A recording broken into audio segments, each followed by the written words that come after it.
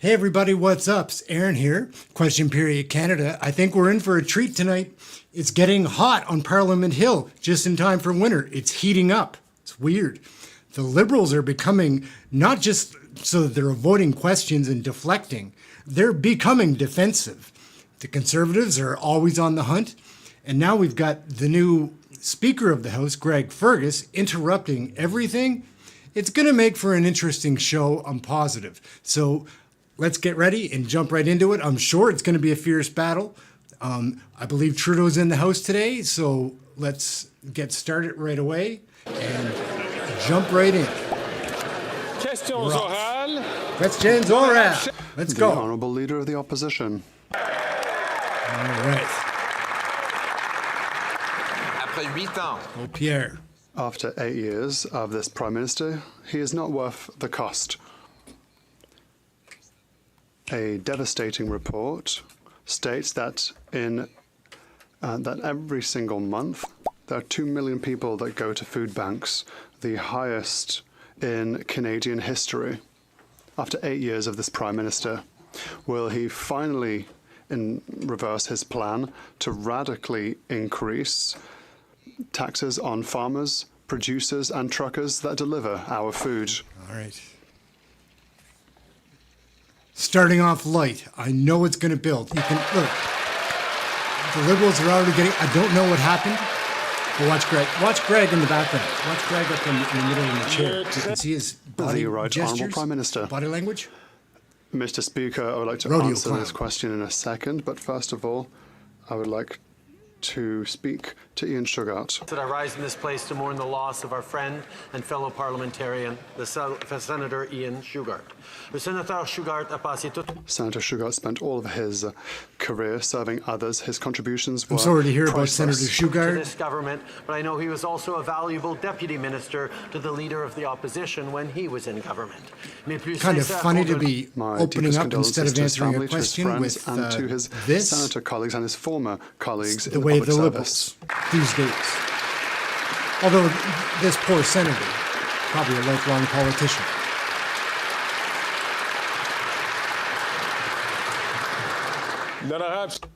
The Honourable Leader of the Opposition. My deputy minister, he was a brilliant public servant of serving both political parties and serving Canadians in the Senate, and all of us mourn with his family at the tragic loss of this great Canadian public servant.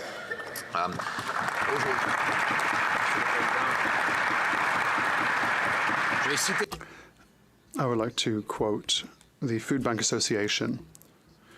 Food insecurity in Canada, so the number of people living in households that find it hard to feed themselves because of a lack of money, has increased to reach unprecedented amounts.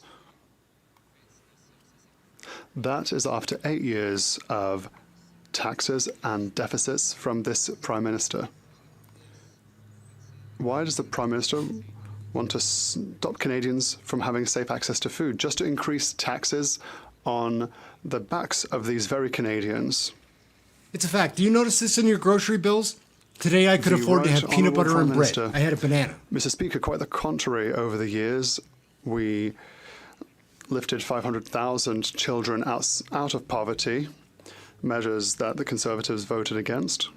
We helped people reach new economic goals, and we know that people are finding it hard now, and that is a reason for which we are delivering for Canadians $10 daycare, dental care for children, or increased checks for childcare benefits. And the Conservatives voted against every single time. We will continue to help families during these difficult times. We'll invest in them instead of cutting everything like the Conservatives are proposing. I don't know about this child dental care. Canadians they've never had it so good when after 8 years he's not worth the cost of food. According to the hunger count by the Food Banks Canada, I quote, the number of people living in households struggling to afford food due to a lack of money have increased to the highest level on record, end quote. A record-smashing 2 million visits to Canadian food banks in a month. And his plan is to quadruple the carbon tax on the farmers and the truckers who bring us our food. How many Canadians have to go hungry or homeless before he axes this terrible tax?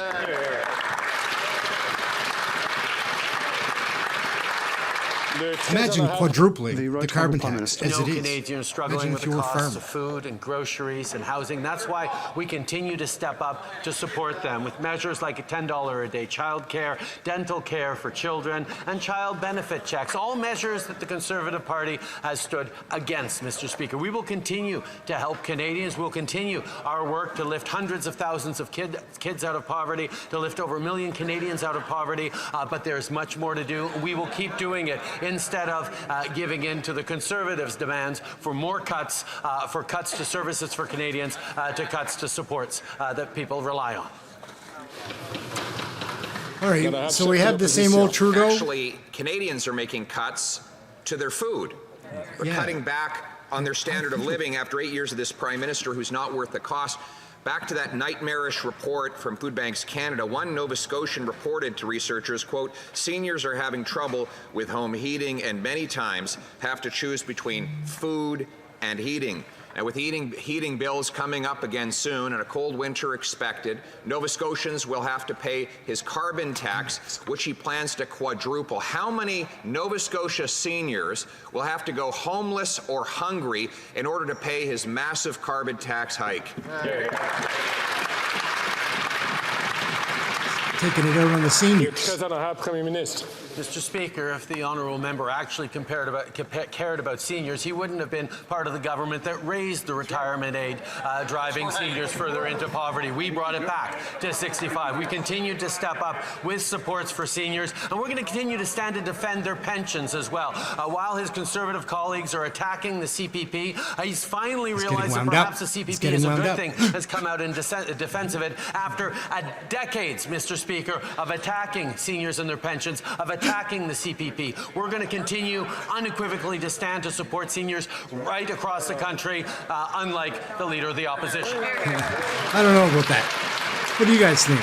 Think he's taking care of our seniors? Not only have we always defended the CPP, the number of seniors requiring food banks was drastically lower when we were in government. Now, let me take a quote a British Columbian who reported to the Food Banks Canada report the following.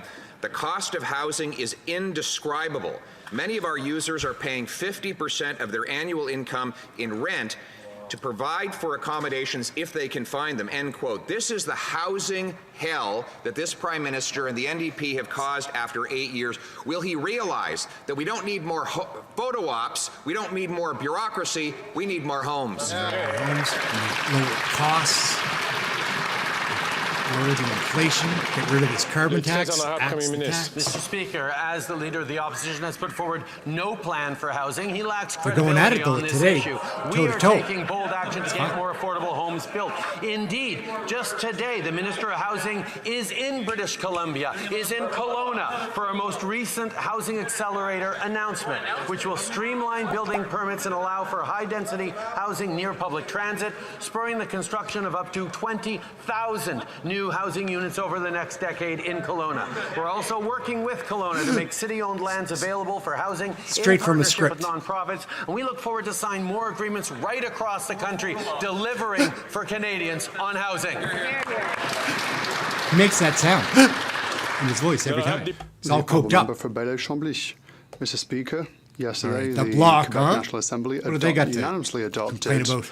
a motion that confirms the economic viability of a sovereign Quebec. One in a series of unanimous motions that speaks for all of Quebec. So, independently of his personal preference, does the Prime Minister recognize Quebec's capacity to succeed economically as an independent country? The Bloc have to get off this Quebec sovereignty kick. It's done. Quebec doesn't want to The separate. Right Honourable Prime Minister. Oh my God, Mr. Speaker. Like a The whining Bloc child. once again is trying to reopen a squabble between federal and provincial politics. It's This is astounding, true. to be honest. The reality is, yes, He's of true course, on that point. Quebecers are proud. They're a proud nation. They're ready to build a better future, but they know full well that this future is best within Canada. And that's why, as a Canadian government, we are here to invest in Quebec, in Northvolt, in Davies, in lithium mines, hand in hand with the Quebec government to build a better future for all Quebecers and all Canadians. I agree with some of his points there.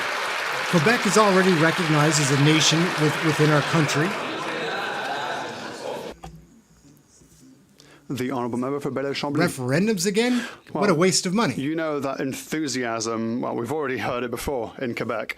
But I would like to remind the Prime Minister, who claims to speak for many people, that unanimously, including the Premier of Quebec, unanimously was it adopted a motion saying that Quebec was capable. I'm not saying if he knows how to count, the Prime Minister knows how to count, or if he likes it, but does he agree with the statement that Quebec can be a sovereign nation, economically speaking? That's it. Simple question.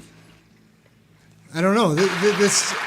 I'm with the Liberals a little bit. I'm with Trudeau on this one. The Right Honourable Prime Minister. Imagine.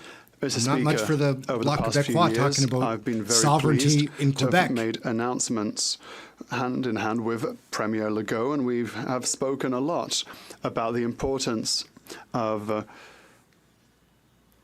reducing the wealth gap between Quebec and other provinces, because we know that Quebec is capable of doing more.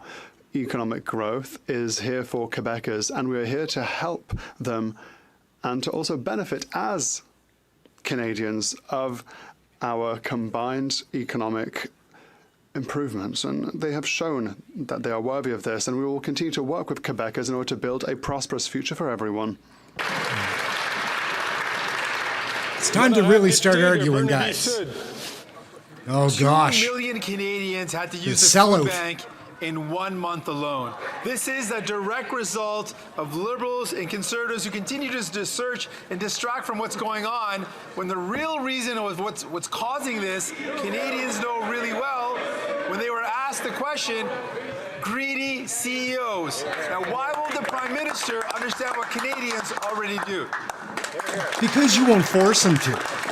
Because in your coalition government, you could. Mr. Speaker, we understand and we see firsthand how Canadians are struggling with the cost of food, groceries, and housing. That's why we're taking concrete actions to support them through this, whether it be with the grocery rebate, whether it be with $10 a day childcare, whether it be with a dental care that's going to support young children. How many young children is that going to help? The initiatives we're taking across this country to create good jobs and economic growth, whether it be with the GST rebate checks, whether it be with the climate action rebate that's putting money in people's pockets right across the country. We're going to continue to be there for Canadians, as we had in years past, as we lifted hundreds of thousands of kids out of poverty, as we've lifted over 1 million Canadians out of poverty. We know there's more work to do, and we are going to continue to do it, Mr. Speaker. I don't trust Trudeau anymore, but it is more fun when he's in the House. Better than Chrystia Freeland. Liberals and Conservatives continue to distract. Doesn't make sense when these two argue, though. Corporate greed is driving up the cost of food. That's right. 2 millions de Canadiens visitent les banques. 2 million Canadians visit food banks, whilst profits of large grocery stores were close to $4 billion. When the Conservatives and Liberals have a choice, they always choose CEOs over Canadians. So the NDP forced them to come back before the committee to answer the questions they refused to ask. Will the Prime Minister admit that his government's approach is a total failure? The Right Honourable Prime Minister. Mr. Speaker, our objective is to make life more affordable and to make sure that companies pay their just part. The Minister for Innovation met CEOs from large grocery chains as well as producers, local and international food producers, so that we can highlight the necessity in making groceries more affordable. I hope that all members will join us so that we can adopt a Straight from the Housing script. Act and This is some, Affordable Grocery Act this as is rapidly weak, as weak possible sauce, in order guys. to improve With his confident competitivity little in the smug field. look. Leader of the opposition. It's like a parallel we universe go. every time the NDP leader stands up and attacks the very government he's a part of and laments how miserable life is for Canadians after 2 years of him being part of voting for quadrupling the carbon tax, driving up inflationary deficits, and, of course, driving 2 million people to the food banks in a single month. He blames greed for all this hunger. He's right. It is the greed of Liberals and NDP politicians who keep taking more and more from Canadians. Will they reverse these disastrous policies? Go on, Pierre. Go on. Go on. Everybody's clapping for that, and they're all standing up. It's going to get hot now. He's going to come back swinging, I'm hoping. Come on, Trudeau. Prime Minister. Here we go. All of us in this House see how Canadians are struggling. We just have different responses to it. The Conservative you don't care. proposing cuts to government services, cuts to investments that are going to support seniors, cuts to investments that are going to support families, whether it's dental care or child care. The Conservative Party thinks you can cut your way to prosperity when the reality is, Mr. Speaker, our investments in child care, in dental care, in supports for seniors, in supports for students have actually helped Canadians through some difficult times and will continue to be there for them into the coming years. How much was your grocery rebate check? L'honorable chef de l'opposition. Being there for Canadians, he's taking money out of their pockets. And if you don't believe me, Pickpocket. listen to the Governor of the Bank of Canada, who said, and I quote, "Today, government spending will be adding to demand more than supply is growing. And in an environment where we are trying to moderate spending and get inflation down, that is not helpful." That adds to the voices of the former Liberal Finance Minister John Manley, who accused this Prime Minister of pressing on the inflationary gas pedal. Will the Prime Minister tell us, does he agree with the bank governor that his government spending is not helpful on inflation? Again, he's going for the yes or no answers.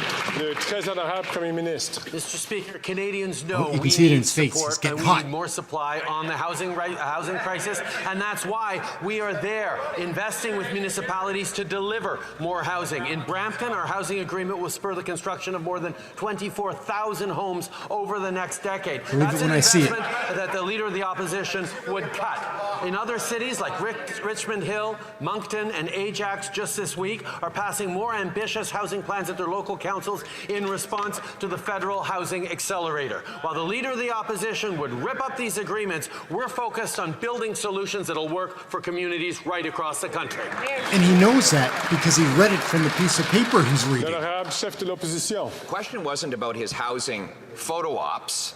The question was about the rate of inflation. They're going at it, guys. And its link to government spending. And I quote the Governor of the Bank of Canada on this point today. And I quote, "Government spending will be adding to demand more than supply is growing. And in an environment where we are trying to moderate spending and get inflation down, that is not helpful." He's now clearly saying that government spending is driving up inflation. So very simple question. Does the Prime Minister agree with the bank governor that deficits are driving inflation? Yes or no? Is he going to say the bank governor is wrong? Let's see. Le très honorable Premier Ministre. Except, Mr. Speaker, that inflation is steadily coming down, Mr. Speaker, even as we continue to sign agreements with communities across the country. And by the way, if the opposition leader cared so much about getting more homes built, he would support our Affordable Housing and Groceries Act. This legislation will remove the GST on the construction of rental homes, which housing advocates and developers have described as a game changer. That's the relief that Canadians need. So let's keep moving these important measures forward, and let's keep getting Canadians the housing relief they need instead of political attacks and cuts from the Conservatives. I've got some ideas about immigration. I love immigrants, members, but please to wait your turn to take Greg, the microphone. sit down. I know that some members are very enthusiastic, but there are other members who are look at him up there in the chair. Their questions. The honourable member, the honourable Leader of the Opposition. He's very determined to avoid discussing the growing evidence of the link between his deficits and the inflation Canadians pay. So let's review what the bank governor said today. He said, 1, inflation risks are rising.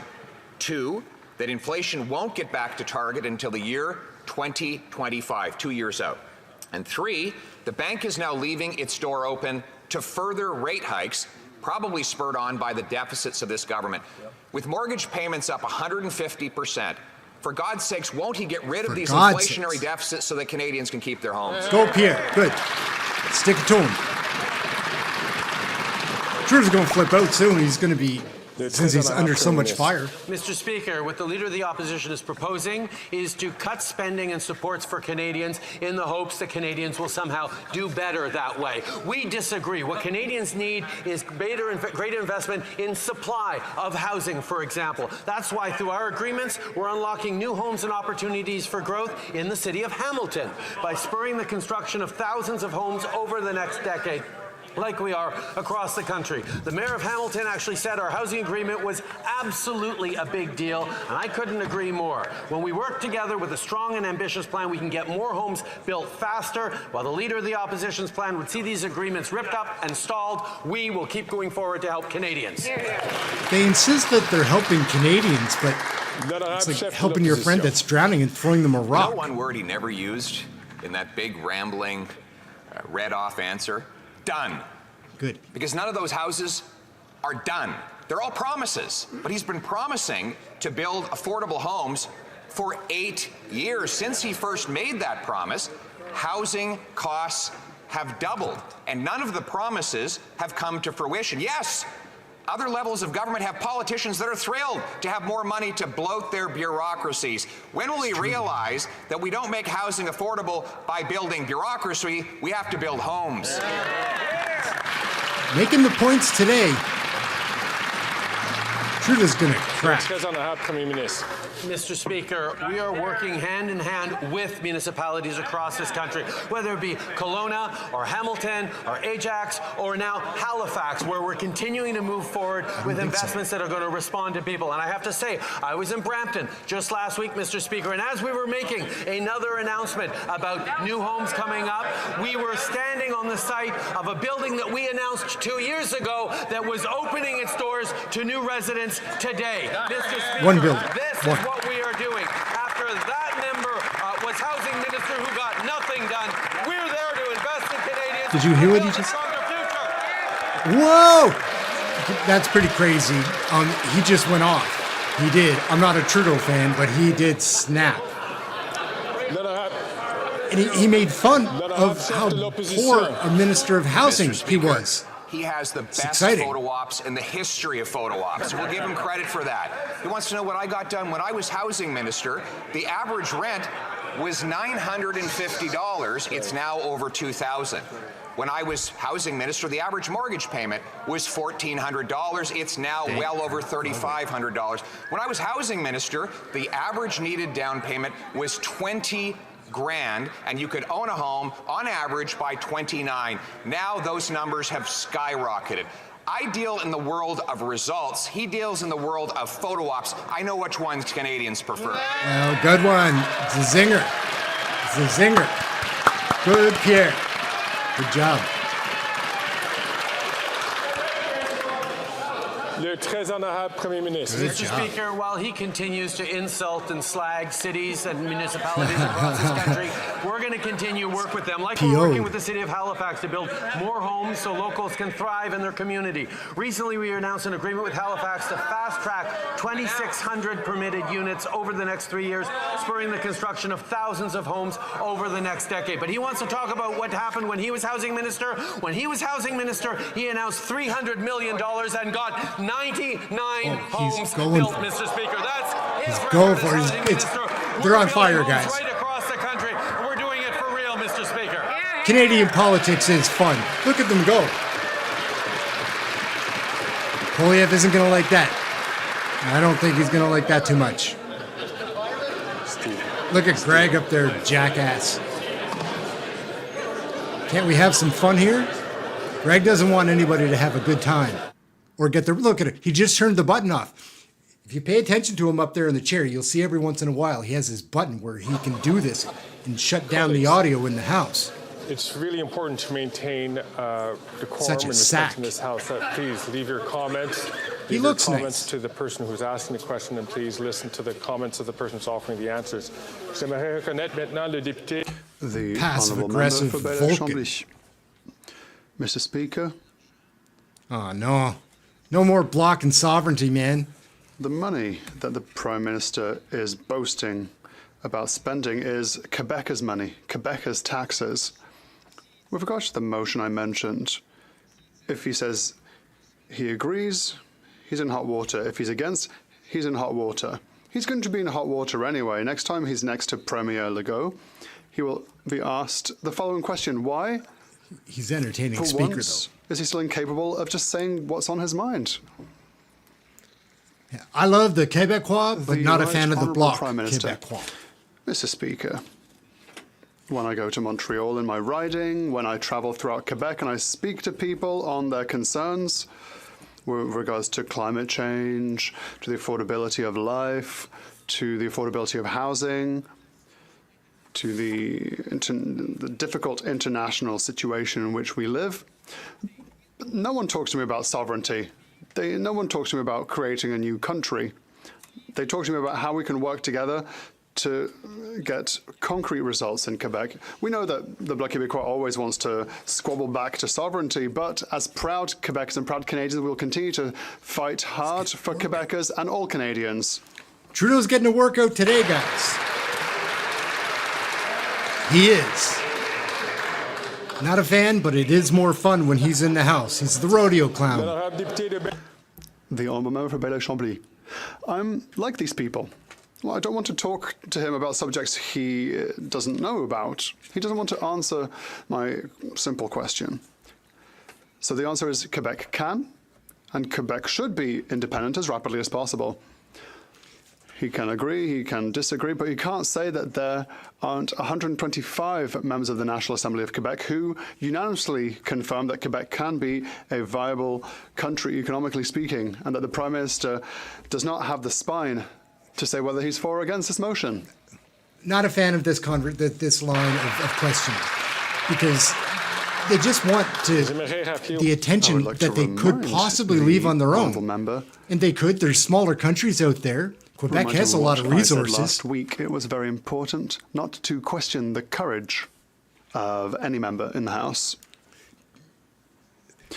The Right Honourable Prime Minister. Man, oh man. Get a new babysitter. Mr. Speaker, according to the Bloc Québécois, sovereignty is an urgent matter. They've been here in Ottawa for 30 years, and it's been urgent for 30 years, apparently. They keep trying to bring this to the table. The reality is we have work to do all together to deliver for Quebecers, to deliver housing, to deliver affordable groceries, to deliver a more safe and cleaner planet. That is what we are working on right now, and I work very well with the Quebec government and will continue to do so.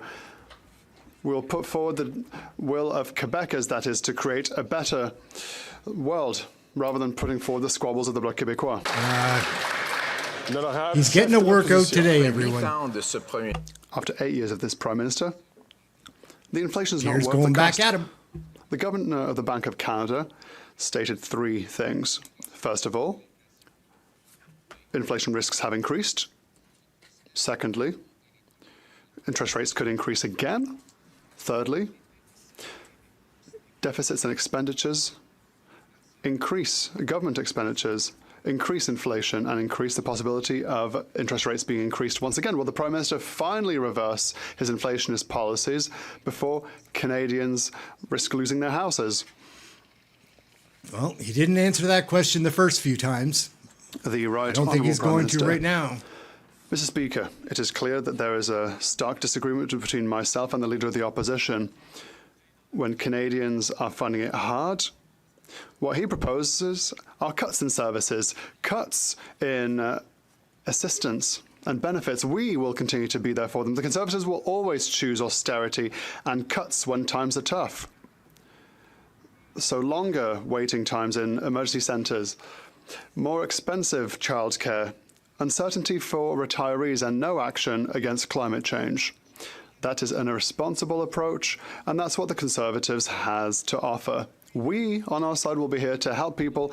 We will invest in their future. All of the people he just listed are in dire straits because of the current economic times under his initiatives. The disagreement isn't with me, it's with the Governor of the Bank of Canada, who today said that government spending increases inflation rates. I know that the Prime Minister loves spending money. He doubled national debt, and now he's forcing Canadians to cut in their own personal decisions. Does the Prime Minister agree with the Governor of the Bank of Canada's report? Yes or no? government spending increases inflation. Yes or no? The Right Honourable Prime Minister. Contrary to the Leader of the Opposition, we will always respect the independence of the Governor for the Bank of Canada. But as we saw in public accounts, we have reduced deficits without cutting in support that Canadians need. We have the lowest deficit in G7 countries, the best debt-GDP ratio, and we've conserved our AAA rating, and inflation is going down. So we don't need conservative cuts. We can be here responsibly to help Canadians and create growth for Canada. And that is exactly what we are doing. He is bringing a lot of energy today. I will give him that. Mr. Speaker, people are already cutting in their personal life because of the 150% increase in mortgage payments, monthly payments since this Prime Minister came into power. People have to abandon their homes, become homeless, or decide to cut their meals, and that is the reality. Does he agree that this government's deficits increase inflation and inflation rates, yes or no? It's a very direct Right question. Honourable Prime Minister. He's going to dodge it again. Mr. Speaker, Talk about Canadians what they're trying to do for are Canadians. faced with a housing crisis. The Conservative solution is to cut in government investments in housing. We have chosen an alternative to reduce the cost of housing. Let us build more housing, and that is exactly what we are doing. Just today, Kelowna will simplify the building permit process to allow better density near transit hubs, which will stimulate the building of up to 20,000 new housing units over the next 10 years. We are here to invest to create better housing, while the Conservatives propose austerity and cuts. Again, with all of his expensive promises that have not completed a single home. He mentions that I spent only $300 million on housing, but he got the number of houses built wrong. It was actually 200,000 homes that were built in the year I was housing minister. But we know that numbers aren't his strength, Mr. Speaker. This is the guy who thinks budgets balance themselves, who doesn't think about monetary policy, who doubled the debt, doubled housing costs, doubled the rent. What else is going to double before this Prime Minister realizes that he's just not worth the cause? All right, guys. All right. It's pretty good, Pierre. You teed that one up pretty good. The Right Honourable Prime Minister. The member opposite knows full well. He can look in the history records. A $300 million program which delivered 99 homes. The reality is, Mr. Speaker, we are continuing to work hand in hand with municipalities, with community leaders, with nonprofits across the country to move forward on building more homes, on responding to the supply challenges. That's why, for example, we're removing GST from new apartment buildings. But unfortunately, Mr. Speaker, the members opposite refuse to allow that bill to move forward, are continuing to block it, and they don't want to vote for it either, Mr. Speaker. We're going to be there to support Canadians every step of the way. The Conservatives can't block anything now with this coalition government, so dumping it back on them just doesn't make sense. Member for Burnaby-South. The crisis in this country is deeply concerning. People are living in tents. People are living in cars. Now in Saskatchewan, people are resorting to living in apartment lobbies. This is a direct result of Liberals and Conservatives who lost 1 million affordable homes over the past number of years. Even the Saskatchewan Landlord Association is calling for action. So when will the Prime Minister fix the mess they created and house people this winter? Jake Mead's got to turn it around, break this government up. It's the only way that his political career is going to continue. Across this country, survive. On housing and homelessness, on building more homes, on improving supply.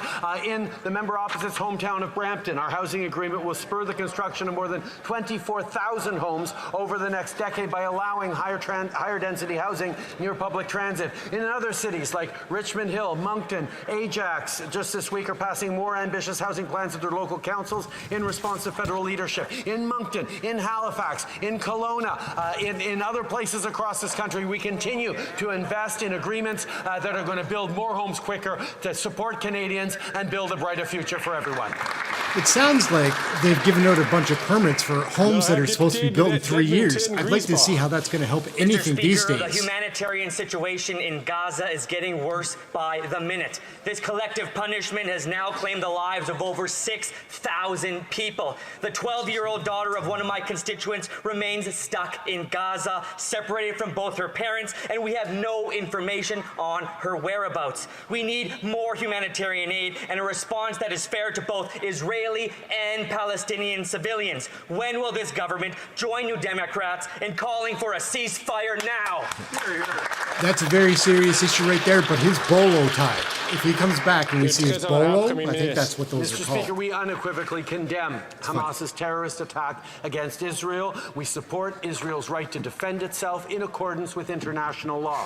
We are deeply concerned about the situation in Gaza. As I said, there are ongoing diplomatic conversations about consideration of humanitarian pauses, and that is something that Canada supports. Desperately needed humanitarian aid must reach vulnerable Palestinian civilians in Gaza, and Canada is working closely with partners to build a humanitarian Straight corridor. off the paper. Hamas must immediately release all hostages, and Canadians and foreign nationals who wish to leave Gaza must also be allowed to do so. He's getting tired. He's not as young as he used to be. He's running out of energy, running out of gas. Mr. Speaker, since it was imposed upon them, Indigenous families and children have experienced racist and discriminatory treatment by Canada's Family and Children's Services. Communities in the Yukon and across the nation have always known that self-determination and truth are key to healing and making sure future generations thrive.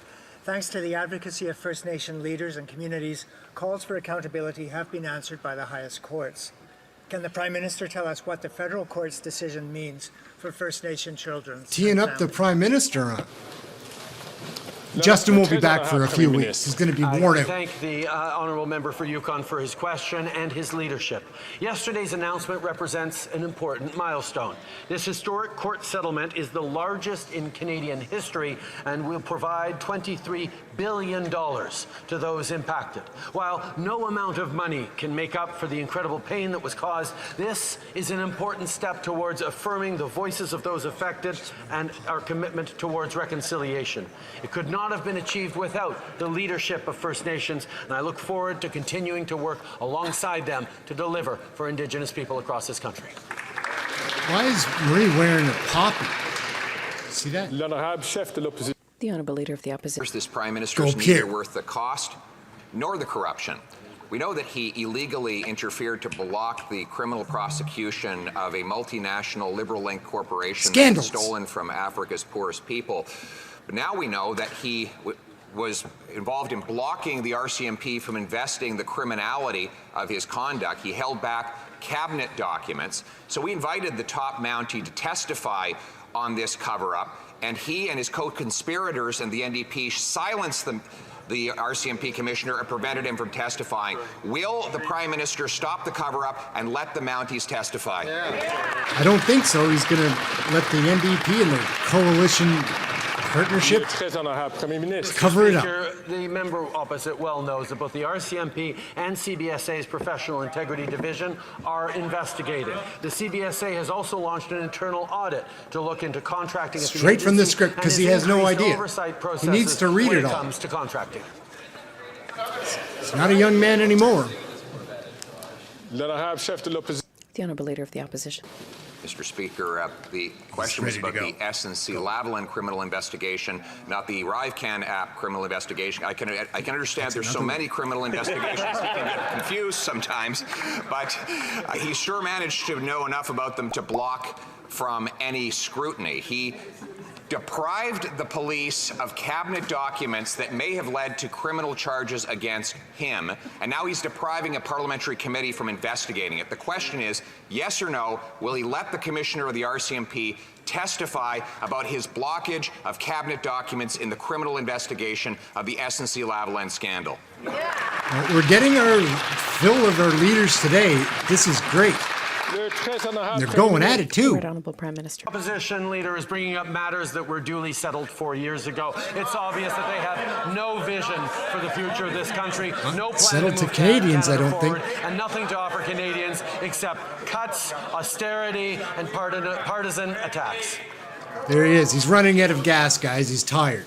He went pretty hard earlier. Well, one thing we will cut is the ArriveCAN app. The matter is also under criminal investigation. It was an app we didn't need, didn't work, and was about 500 times more expensive than it should have been. Yes. We now know that one of the contractors that got paid submitted detailed documentation on a company that didn't even exist. We know the Prime Minister blocked criminal investigations into his SNC-Lavalin scandal. Will he agree, yes or no, to cooperate with the police in the ArriveCAN criminal investigation?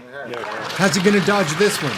Rodeo clown's getting tired, so it's going to be harder to dodge this question. Mr. Speaker, as I just said to the opposition leader, that when it comes to contracting, investigations are ongoing and processes have been updated. But he doesn't much care about facts or process, just his hidden agenda driven by ideology. An ideology rooted in denying that the government They're getting had rowdy, guys. in a once-in-a-century moment to keep Canadians safe. He doesn't want to talk about the pandemic. He doesn't want to talk about his behavior during the pandemic and following it. He will continue to try and distract, deflect, based on his ideology, based on the members of his team. It's very telling that the Conservative Party would choose not to prioritize Canadian safety. He did everything that we expected him to do. He had a little bit more gas in the tank than I thought. L'honorable chef de l'opposition. He accuses me of distracting. The question was about the criminal investigation into the ArriveCAN app. Yeah. And what does he do? He tries once again to divide Canadians in order to distract from the costs and corruption that he has imposed upon them. So I asked a very simple question. We now know that a program he created is under criminal investigation. Will he, yes or no, cooperate with the police? What do you guys think? Think he's going to cooperate, or he's going to cover some more things up? I think he's going for the Mr. cover. Speaker, as I said, both the RCMP and CBSA's Professional Integrity Division are investigating, and the CBSA has also launched an internal audit to look into contracting at the agency. But once again, Mr. Speaker, when the Leader of the Opposition talks about dividing Canadians, he doesn't actually want to accept that over 80% of Canadians chose to get vaccinated during the pandemic, Mr. Speaker. And he continues to play divisive games. He continues to play divisive games to try and divide Canadians on a matter core to public health and public safety. We have always stood up for the safety of Canadians while he chooses to wear a tinfoil hat. Oh my goodness, tinfoil hat! Good on you. Throwing rocks today, guys.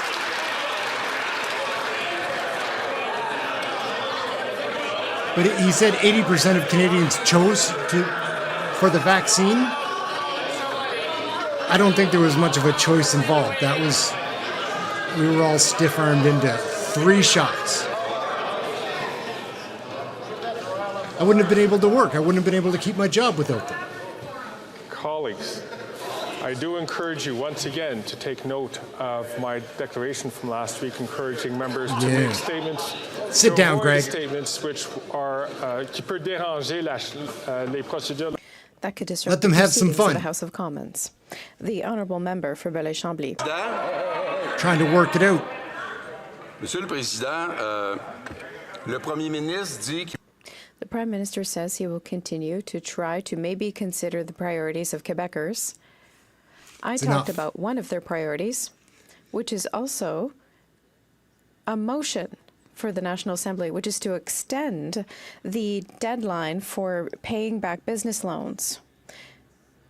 That is representing the survival of thousands of businesses in Quebec and Canada. Does the Prime Minister agree that, in the interest of the economies of Quebec and Canada, need more time or a payment schedule that is more spread out? That's enough time for the block on the floor today. Cut him off. The Right Honourable Prime Minister. We know that small businesses were hard hit by the pandemic, and many of them are still experiencing trouble now. The emergency account was an emergency measure. We have announced a 1-year extension for repayment. We have made more flexible provisions for those who want to cancel their loans. We will continue to be there for small businesses in Quebec and throughout the country. The Honourable Member for Belleuil-Chambly. What all businesses are saying, what all the provinces and Quebec are saying, is that this extension is not enough and there's risks of businesses folding. The government may lose more money than it's going to save. So, does the Prime Minister recognize that they need to help businesses more, or does he recognize that, indeed, Quebec should take its own money and manage its own economy independently? It's a weird thing what the Bloc Québécois is. Federal. I can understand the Right Honourable provincially. Prime Minister. Just a little reminder, during the pandemic in Quebec and elsewhere, 8 out of $10 offered in assistance to Canadians came from the federal government. Small businesses are at the heart of our economy. We were there for businesses during the pandemic, and we will continue to do so as they recover. Our financial approach has been responsible, and we've offered some leeway to those who want to take advantage of flexibility in the loan repayment program. He's practicing his reading today. The Honourable Leader of the Opposition. Pierre's been The up Wall a Street lot Journal today. revealed today that mere weeks before Hamas terrorists unleashed the worst attack on Jews since the Holocaust, they went to Iran to take training and direction from the terrorist group, the IRGC. Strangely, given that this group is probably the most dangerous terrorist outfit on earth, it is perfectly legal to raise money for it, to organize and recruit for it right here in Canada. Will the Prime Minister ban the IRGC today? How is he going to deflect this question? How is he going to deflect this question? The Right Honourable Prime Minister. During the previous Conservative government's attacks and rhetoric against Iran, including the closing of the embassy, they never moved forward on banning the IRGC and declaring it a terrorist organization. We know there is a rigorous process to do that, and we are pursuing and looking at all options around that. What we did do, Mr. Speaker, is use never before used or rarely before used measures in the immigration department that were used in case of war crimes in Rwanda and elsewhere to ban for life senior members of the IRGC from ever being able to come and find solace in Canada. That is a strong measure, and we're always open to doing more. He is a rodeo clown, guys. He can dodge anything. Big bull, a straight-up question. Banned are present in Canada today. They are terrorizing Persian Canadians. Many Jews feel that their safety is at risk, knowing that there are people with links to the world's most dangerous and anti-Semitic terrorist organization legally operating on the ground here in Canada. The Prime Minister has the legal authority embedded in law today with a stroke of a pen to criminalize the IRGC. Will he do it? Yes or no? All the yes or no questions. Trudeau's going to dodge it somehow. Mr. Speaker, if I start correcting the Honourable Leader of the Opposition on the facts, we'll be here all day. The fact of the matter is the listing of an organization as a terrorist organization is actually a meticulous process led by intelligence and security agencies and carefully calibrated to do no harm to Canadians or Canadian military members serving overseas. We will continue to take all measures to hold the murderous regime in Iran to account. We will continue to stand with the community. We will stand against anyone who's attempting to harm or intimidate Canadians on Canadian soil, and we are always open to doing more, Mr. Speaker. That is what we are continuing to work on. Sounds like a lot of excuses. blames the Conservatives for not having done it in the past, so we can't do it now. The Leader of the Opposition, I wish to remind the member for St. Shore, Sit down, South Greg. Shore St. Margaret's to leave the floor to those who have the floor during question period. That was right to Rick Perkins. He's from my province. To go through that meticulous process under the anti-terror law adopted in the aftermath of 9/11. The Public Safety Minister, which reports to the Prime Minister, has the ability to put groups on the list. There are dozens that have already been added, but the most dangerous terrorist group of all, the IRGC, can still legally fundraise, coordinate, organize, and propagate its message here on Canadian soil at great risk to Canadian Jews and Persians. Will the Prime Minister put his intransigence and stubbornness aside and protect Canadians for once and ban the IRGC? See what he's going to throw back at him for excuses this time. Very direct questions. Mr. Speaker, we have taken and will continue to take significant actions to hold the murderous regime in Tehran to account. We continue to recognize them as supporters of terrorism around the world. We continue to take more tools in terms of doing that, and all options, as always, are on the table. We need to make sure we're doing it in a way that protects Canadians, including Canadians of Iranian descent, but also military members in our CAF serving around the world. We will continue to do the right things to keep all Canadians safe and hold the Iranian regime to account. Yeah. Not as safe as we used to be, a lot more poor. Merci, Monsieur le Président. Thank you, Mr. Speaker. Well. Somebody got into the Our makeup this seniors morning. Are feeling the effects of inflation. As the opposition wants to cut all the services seniors depend on, and when their party made seniors' lives is a clown circus, power, can the Prime Minister explain to seniors in my riding and across Canada how we have supported them and how we will continue to do so? Thank you. The Right Honourable Prime Minister. I thank the member for Dorval-Lachine-LaSalle for her question and her work with seniors. What a great episode of Question Period Canada today. They've been going at it. It's been fire. It's a lot of fun. We decided to keep it at 65. We also increased the guaranteed income supplement.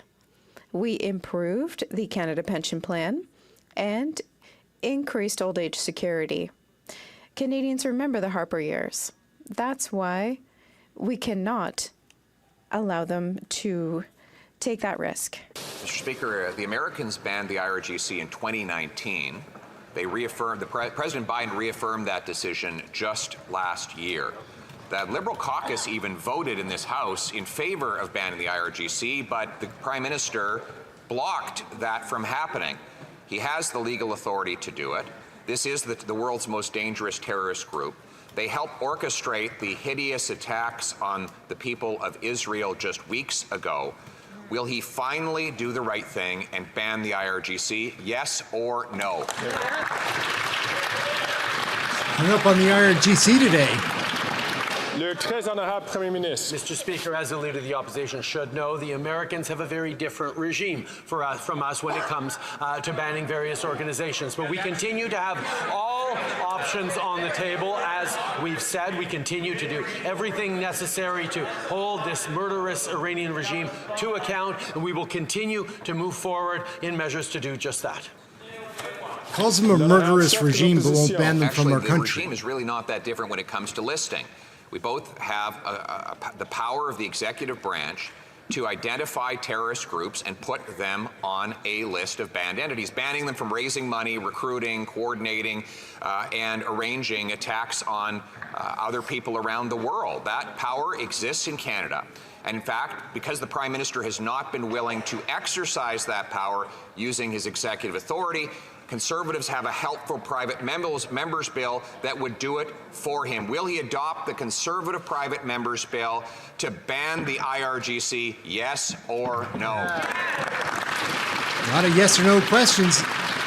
A few of them have been repeated. with just answers that were dodged. Mr. Speaker, we'll continue to do everything we can to hold the Iranian regime accountable for its actions. Our actions have included having sanctioned hundreds, over 368 in fact, of Iranian individuals and entities, including the IRGC Quds Force. And we're listing the regime under the most powerful provision of the Immigration and Refugee Protection Act. We're, of course, working on a way to recognize the regime to continue to be what it is, which is spreading a regime that spreads terror. And we're working to find a way that doesn't unfairly affect those who may have an association with the IRGC through no choice of their own or puts at risk members of the Canadian Armed Forces. He's a rodeo clown, and this isn't his first rodeo. Mr. Speaker, there are plenty of ways to protect people who were unintentionally forced to participate in terrorist groups. That's what we do with all the listed banned terrorist entities that are already on the list. So those tools already exist. The Prime Minister has had 8 years. 8 years. He is not worth the cost. He is not worth the risk to our safety. Will he adopt the common sense conservative proposal to criminalize the IRGC terrorist group today? It's time. It's time. But it's not Justin's first rodeo. No one in this House disagrees that the Iranian regime is murderous, is a sponsor of terror, is bloodthirsty against people around the world and indeed against its own citizens. I remember well having held in my arms families of the victims of PS 752, brokenhearted because of what this murderous regime is capable of doing against its own citizens, let alone against citizens around the world. That is why we've continued to pursue every available means to hold the Iranian regime to account, to support people fighting for freedom in their country, to support Iranian Canadians, and we will continue to do just that. Yeah. I don't know about him holding some Iranian folks Before I move in on his to the member arms. for Davenport, I remind the that? member From Cumberland Colchester to please allow the question to be answered and the person who has the floor to answer that question without interruption. Hard on the Nova Scotians today. It's another Nova Scotian MP. The residents in my riding of Davenport are proud of Canada's unwavering support of Ukraine as it is fighting an illegal, brutal invasion by Russia. The opposition is questioning the need for the important Canada-Ukraine trade legislation that is currently before this House, calling it woke legislation. This puts into question their support towards Ukraine. Can the Prime Minister inform this House how we are committed to supporting Ukraine in their fight for freedom and why this trade legislation is so important? He's just going to fawn all over the Ukrainian people. The honourable member, sorry, not the honourable member from Davenport, but rather the Right Honourable Prime Minister. This is going to be a terrible I response. thank the member for Davenport for her unflinching advocacy on this important issue. We have been steadfast in our support of Ukraine since day one of Russia's illegal invasion. The modernization of our trade deal with Ukraine is another important area of cooperation between our two countries, which is why it is so disappointing to hear the member that you just called out, the member from Cumberland Colchester, refer to the Canada-Ukraine Free Trade Agreement as, quote, woke legislation. On this side of the House, Mr. Speaker, our support for Ukraine has been unwavering. The leader of the Conservative Party cannot say the same. This has been quite the episode. There's been a lot of Pierre and Justin going toe to toe. That's pretty fun. You don't get to see much more of this in any given question period. It is fun to watch them go. Mr. Speaker, as the Liberals fail on climate, First Nations are leading the way. Today's transformative AFN report says First Nations have begun taking matters into their own hands, unable to rely on other governments for robust climate action. What a sad state of affairs in a country as wealthy as Canada. The government insists on paying billions to big oil instead of investing in First Nations, such as those here in Manitoba, on the front lines of the climate crisis. When will this government stop with the billions to big oil, show leadership, and invest in the priorities of Indigenous communities facing the climate crisis now? I've only ever seen her on headset. I've never seen her in the House. Mr. Speaker, Indigenous communities and Indigenous leadership have been indispensable over the past years in our fight against climate change. They've been partners, they've been investors, they've been creators of the moral frame in which we will continue to advance in creating a stronger economy as responsible stewards of this planet. We will continue to work with them and continue to move forward in groundbreaking ways, like, for example, the 4 Indigenous partnerships on protected lands that we announced at COP in Montreal, where we demonstrated the kind of leadership that Indigenous people can take in protecting our planet, protecting biodiversity, and building a better future. They are our essential partners, and we are lucky to be working with them. He's so full of it, isn't he?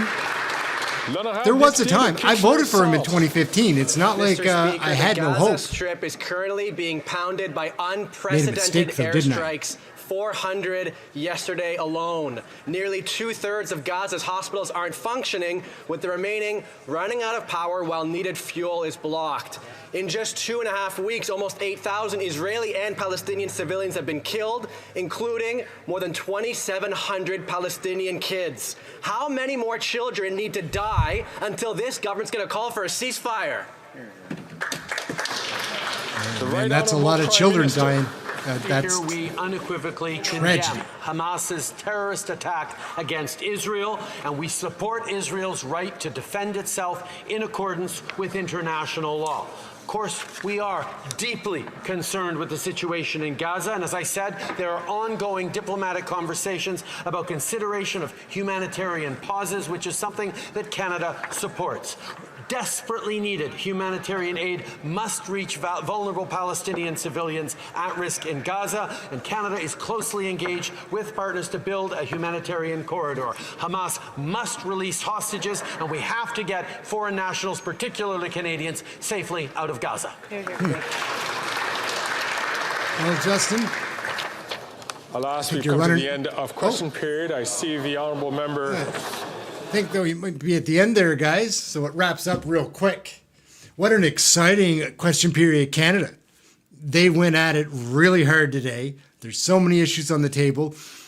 I'm not a Trudeau fan. I made the mistake of voting that way in 2015. The last number of years have changed the way I look at things, though. We're paying closer attention to what's going on. Trying to have a little bit of fun as we learn. Watching the clowns, the circus, at the sausage factory. Anyhow, it's been a lot of fun tonight. That was a fun episode. So like and subscribe, and we'll see you here tomorrow night. We've got another one coming. We'll be on here 7 p.m. AST, and that's it. I'm Ehren. This is Question Period Canada. It's been a lot of fun. Thank you for watching. We'll catch you tomorrow. Have a good night.